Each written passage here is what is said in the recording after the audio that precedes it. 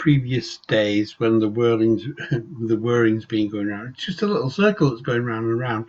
I haven't thought I was live, but I am. I'm actually live, and I've got a title today, that can-do attitude.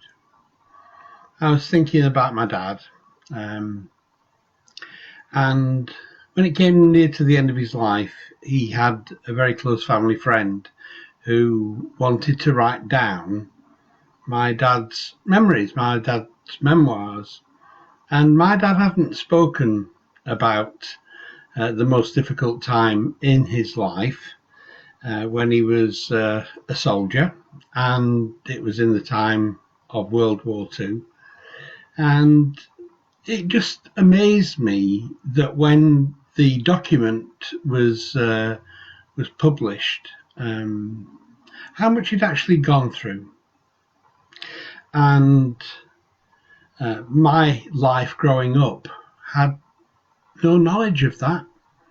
In fact, it was only in those later years that I found out what had actually been his experience of life in his his late teens, early 20s. And I never realised that was my dad. My dad shielded me from all the horrors that he'd experienced all my life. All I knew was a peaceful, loving, caring family where we had nothing to worry about. My mum did all the worrying. No, my grandma was much worse, though. I actually said to her as an early teens, "Grandma, if you had nothing to worry about, you'd be worried that there was supposed to be something worth worrying about coming up." So today I want to talk to you about the can-do attitude, and in retrospect, the stoicism that my dad and many of his generation had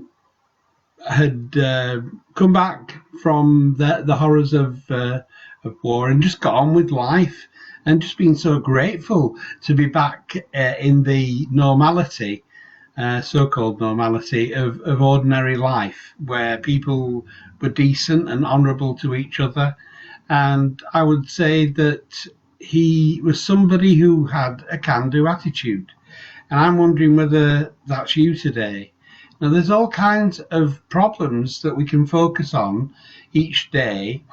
We have so many people in therapy, so many people unhappy with their lives, instead of looking for the stuff that actually makes them feel happy.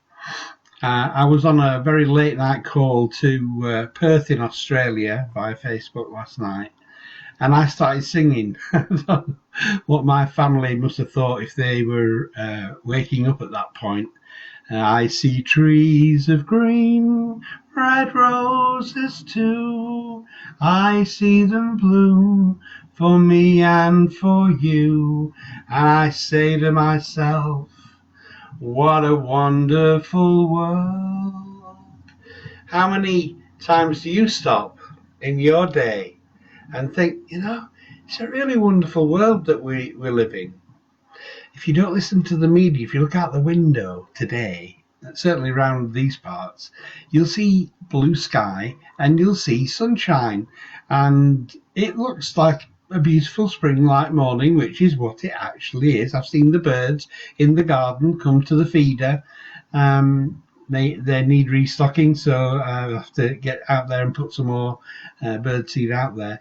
But they're just totally unaware, or at least it would seem, that there's any problems in the world. And maybe that's how we should see life. That instead of focusing in on there are troubles, every day has its troubles. Even Jesus said that, that there's troubles in every day, but let's not focus on them. Let's think about my daughter is about to give birth. She's been induced. She's been late in pregnancy, and they thought it's time to bring the baby a little bit early, a couple of weeks early. So we're just awaiting a really happy event in our family, a new grandchild. Can't believe I'm a granddad. I've been a granddad for 14, 15 years now, but it still feels surreal when the grandchildren say, "Hey, granddad," and you go, "Who are they talking to?" No, it's me. They're talking to me. This morning, what I wanted to do was to continue with my message of positivity, of real hope where there's good things coming, and whatever the crisis that we're hearing is happening, and it will be sad for many, unfortunately. But there is a new world. I think there's a new world emerging from all of this.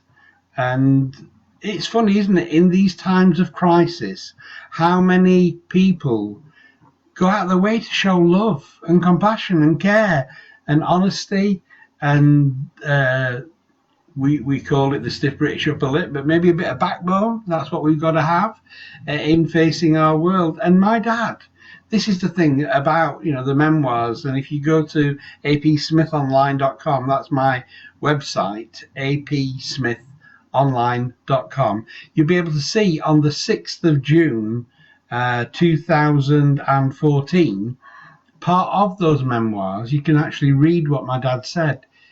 He never let that affect his life. At least if he did, it never showed. He was a guy with a lot of wisdom. I like to think that I'm carrying on in the family tradition in that respect. And he was somebody with great compassion and care. The things that he's seen and that he'd done,